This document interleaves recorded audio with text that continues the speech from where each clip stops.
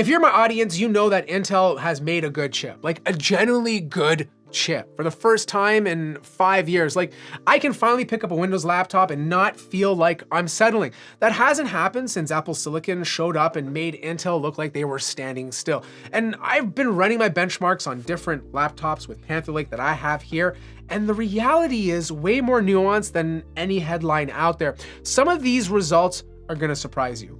And real quick, like, if you've been out of the loop, Apple dropped the M1 in 2020 and basically broke Intel's spirit. Every year since, Apple pulled further ahead. Better chips, better battery, better efficiency. Intel kept shipping out power-hungry processors that just couldn't keep up. Now, last year we did get Lunar Lake. It was a first sign of life. Like, it was very battery efficient, but didn't really have much power, right? Panther Lake is different. It's built on Intel's new 18A process, and here's the detail most people gloss over. This is manufactured in Intel's own fabs in Arizona, not TSMC. Intel built this chip themselves with their own process, using $8.9 billion in CHIPS Act funding. The fact that it works, and it works well, is honestly a bigger story than most tech reviewers are giving Intel credit for. But you wanna know which laptop to buy? Like, that's probably what you're here for, and fair enough. The MacBook Pro 14 has had the same design since 2021. Aluminum unibody, clean, refined, 1.55 kilos, 15.5 millimeters thick. It's a good looking machine, but it's also the same good looking machine it's been for 4 years now. Like, you take something like the ExpertBook Ultra. This thing weighs under a kilo, okay? It's 10.9 millimeters thin. It has a nano ceramic coating on a magnesium aluminum chassis that meets MIL STD 810H military grade durability, however you feel about that standard. But it has a Panther Lake chip with the B390 graphics inside of it. That's over half a kilo lighter than the MacBook Pro. Like, you pick them both up and the difference is immediately obvious. Like, for anyone who travels constantly, that weight difference does add up fast. You feel it in your bag, you feel it pulling it out on a plane, and the ExpertBook or a lot of other Windows Panther Lake laptops just feel nice and light. The Zenbook Duo at 1.65 kilos is a touch heavier than the MacBook Pro, but you're getting 2 entire screens in that weight class. Different trade-off entirely, but you got tons of form factor variety. 2-in-1 convertibles, dual screen setups, 14-inch ultra portables, 16-inch workstations. Intel has over 200 Panther Lake laptop designs shipping or announced. Apple gives you one laptop in 2 sizes. Whether that variety is a feature or a headache depends on how you shop, but at least you have options. We gotta talk about performance because, look, when it comes to single core performance, there's a 52% gap. This is the number that dictates how fast your laptop feels. 198 for the M5. Opening up apps, scrubbing timelines, rendering your web page, it all leans on a single core. And the M5 just posted the highest single core score ever recorded on any laptop, period. Intel isn't even close here. And honestly, that might not be a big deal to some, like most people won't feel a single core gap in everyday use, but power users might. In multi-core performance, the difference is not so drastic. There's only a 3% difference. This is the number every headline is running with. Intel matches Apple, and technically, yeah, but the M5 does this with 10 cores, Intel needs 16. When it comes to Photoshop, the MacBook Pro M5 is 56% faster. I double checked this number. That's not a performance gap, that's a generational difference. If you edit photos for a living, this chart ends the conversation. Go buy a MacBook right now. Blender GPU rendering, same story. M5 is 20 to 25% faster across all 3 test scenes.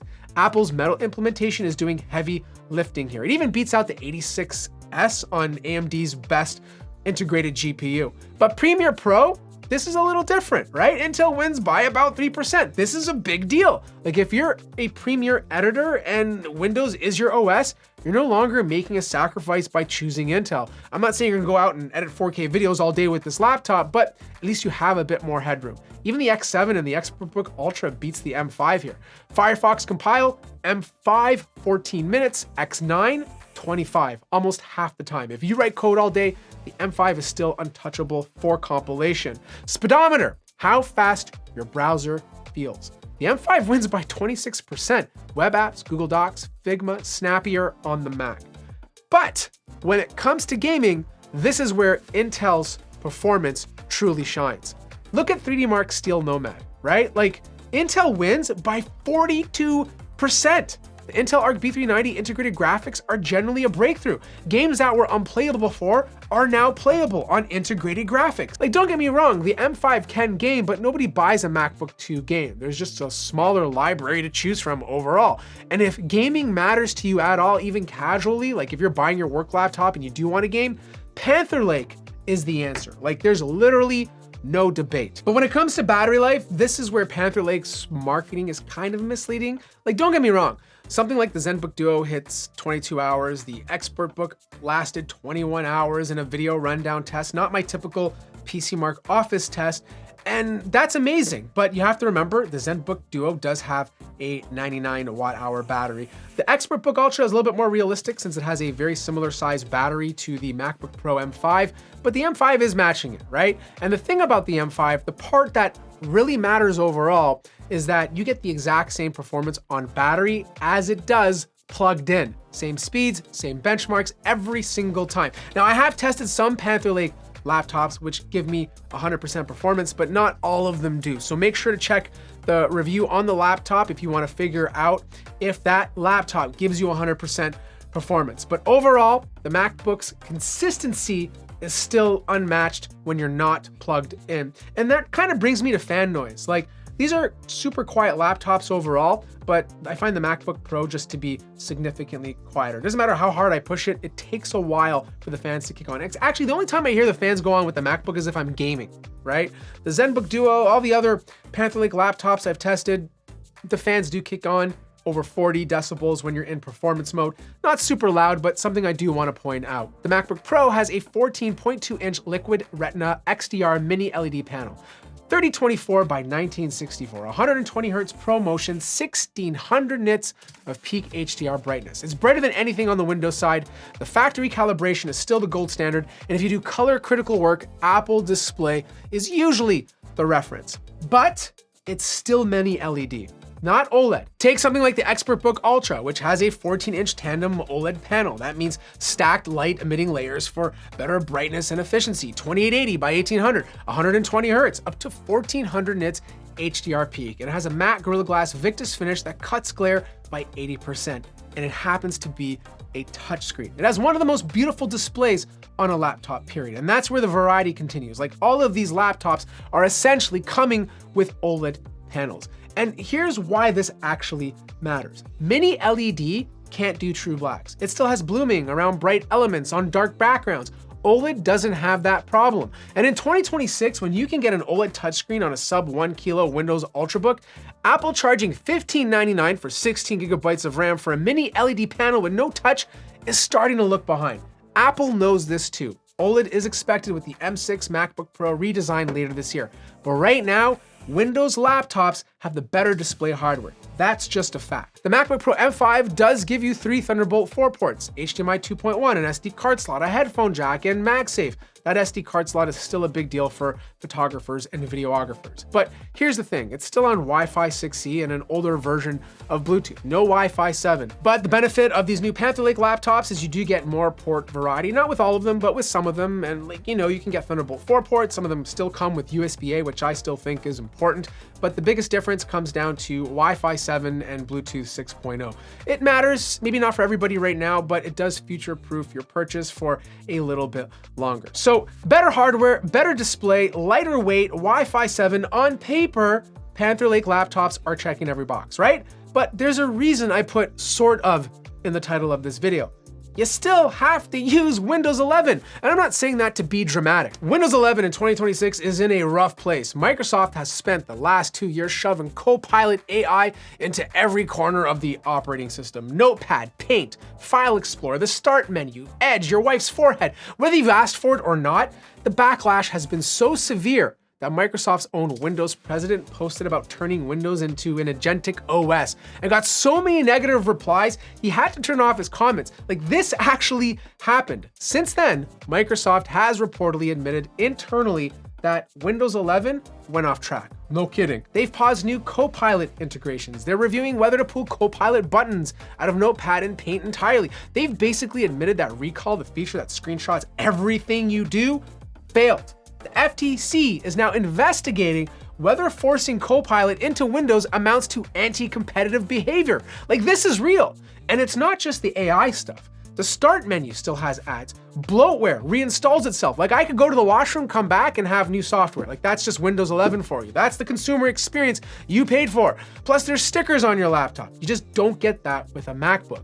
The January 2026 update needed 2 emergency patches to fix shutdown crashes. OneDrive nags, Microsoft account requirements. There's a reason tools like Windows 11 debloat exist, because people are spending their first hour with a new laptop just turning things off.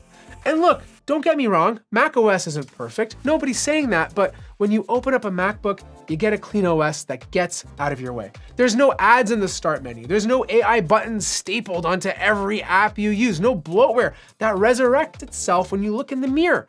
It's part of the product, and Apple is significantly less frustrating. This matters because all that incredible Panther Lake hardware, like the OLED screens, the Arc B390 graphics, the battery life, it's all running on an OS that is actively working against the user experience in ways that Mac OS just isn't. So here's where I actually land on all of this. The MacBook Pro M5, like, if your work is Photoshop, Lightroom, Final Cut, Logic, obviously buy it, right? The creative app performance is exceptional on the Mac, like 56% faster in Photoshop alone ends that conversation. If you develop software, compile times are nearly half. If you need consistent performance everywhere, plugged in, on battery, on a plane, the MacBook is the only machine that delivers the same experience every single time. And honestly, if you're just tired of fighting your operating system, the ads, the bloatware, the AI you didn't ask for, macOS is a clean, quiet experience that gets out of your way, which to me has real value. The speakers are still the best in the business. I should also mention that all these new Windows laptops are coming with haptic touchpads, which is great to see. The SD card slot still matters for photographers, which you have on the MacBook.